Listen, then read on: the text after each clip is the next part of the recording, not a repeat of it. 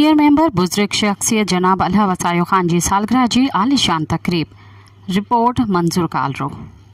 Senior citizen association Hyderabad जे day centre में बुजुर्ग member मोहतरम अल्लाह वसायो खान जो जन्म ॾींहुं शानदार अंदाज़ सां मल्हायो वियो। तिलावत कलाम पाक सां टंडो अलाहिया जे मोहम्मद यूनिस भाई तिलावत फरमाई।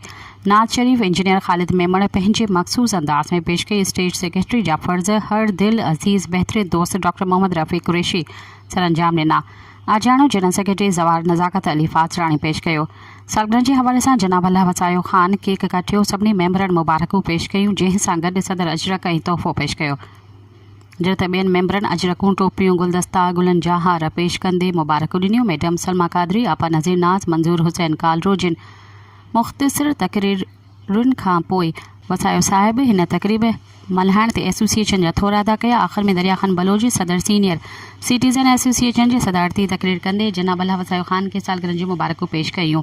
पाण सभिनी मेंबरनि जी शिरकत समेत औरत मेंबरनि खे अॼोकी सालगिरह जी महदूद तकरीब में अचण ते शुक्रिया अदा कयो। पाण में इतिहाद क़ाइमु रखण ते ज़ोर ॾिनो। हिन तकरीब में महिमाननि लाइ लंच जो ख़ासि इंतज़ाम कयो वियो हुयो।